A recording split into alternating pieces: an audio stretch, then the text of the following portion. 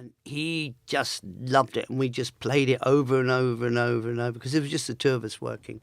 Jimmy Page, the legendary guitarist of Led Zeppelin, is often celebrated for his profound impact on rock music and his unparalleled talent. Among his admirers is Dave Grohl, the frontman of the Foo Fighters, who once wrote, "I consider Jimmy Page freakier than Jimi Hendrix." Hendrix was a genius on fire, whereas Page was a genius possessed. Zeppelin concerts and albums were like exorcisms for them.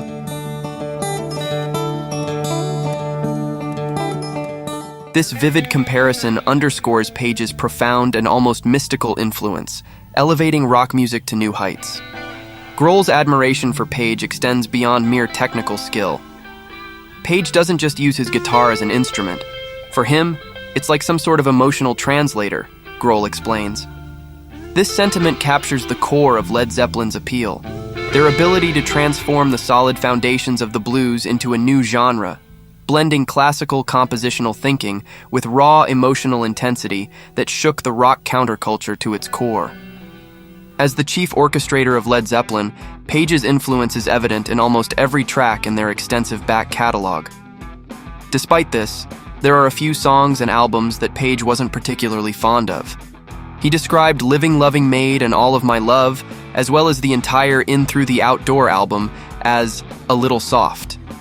However, for the most part, Page was a staunch supporter of the band's theatrical and expansive musical approach, often countering Robert Plant's admission that the band could sometimes be overblown and that he was prone to vocal hysterics. Choosing favorites from Led Zeppelin's rich discography is a daunting task for Page. However, over time, he has managed to narrow down his top 3 tracks, which not only showcase his genius, but also the band's ability to push the boundaries of rock music.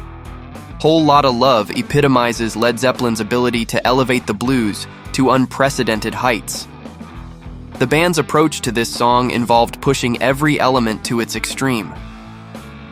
They recorded John Bonham's drums in a room with 28-foot ceilings to achieve a massive sound. Their engineer was instructed to twiddle every knob known to man to create a unique sonic experience, and Robert Plant's lyrics took on an operatic, almost primal quality.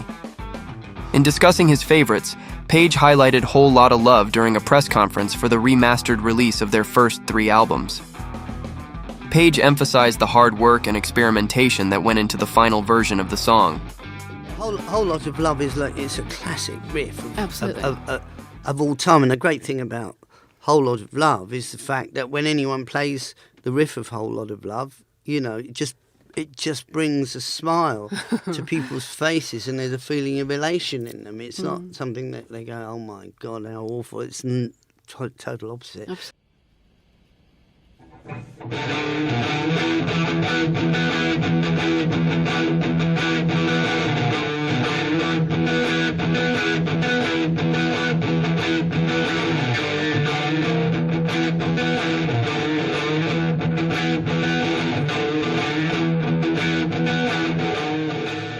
Kashmir is often described by Robert Plant as the quintessential Led Zeppelin track, and it's a sentiment echoed by Page. The song's expansive riff and orchestral arrangement provided a broad canvas for the band's creativity. Page once explained his affection for the song to Rolling Stone. "I suppose Kashmir has to be the one. I knew that this wasn't just something guitar-based." The inspiration for Kashmir came from a trip Plant and Page took to Morocco, which introduced them to North African music and rhythms. This cultural infusion is evident in the song's hypnotic and expansive quality. The intensity of Kashmir was such that when we had it completed, we knew there was something really hypnotic to it.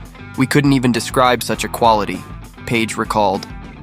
Initially, he even found the song frightening due to its powerful impact. It originated from playing around on a tuning that I've been using quite a bit, and it's called, they call it Dadgad, okay, and it's Sounds like it's pretty almost similar to Indian. like a sitar tuning, yeah. actually, but I've been playing around on this quite a lot, and it just so happened that there was this song that I had called Swan Song, believe it or not, and it was all these parts and intricate guitar parts. And right at the very end of it, I had this thing which went like this.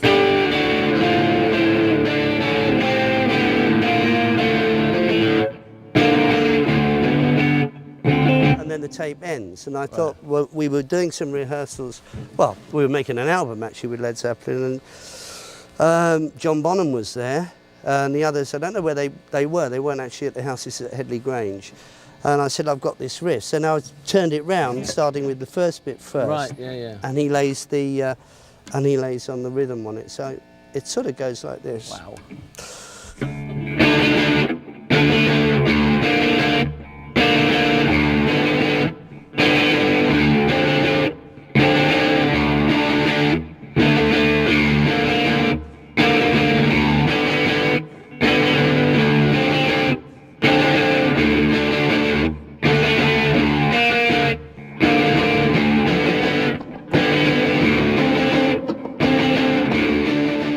Got the initial idea of this down on tape with John Bonham and myself, and I'd done the overdubs on it.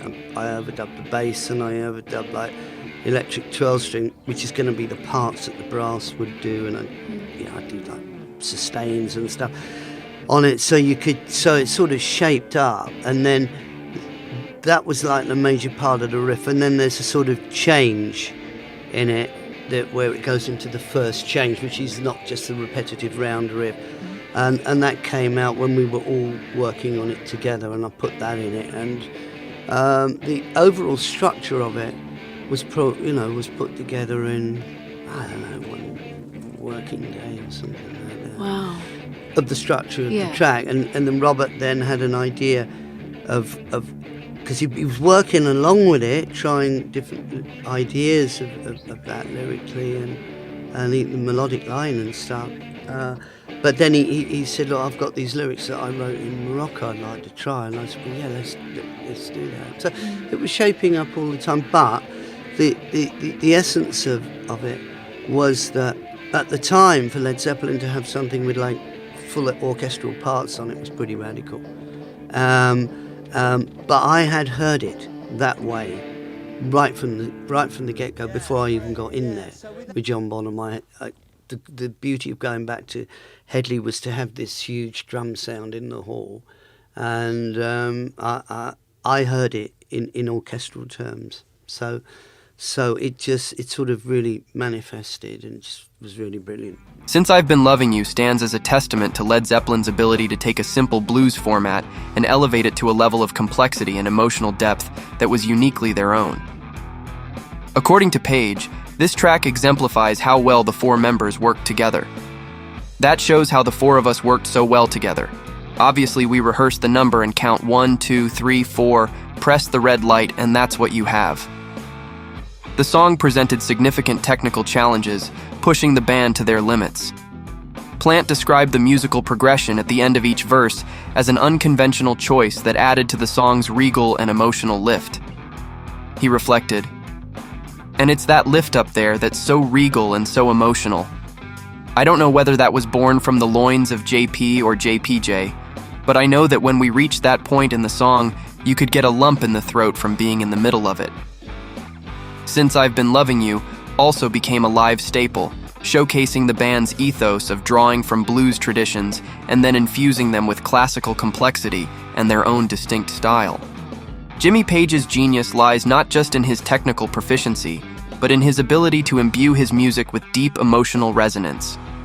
His favorites, Whole Lotta Love, Kashmir, and Since I've Been Loving You, reflect his innovative spirit and the collaborative magic of Led Zeppelin.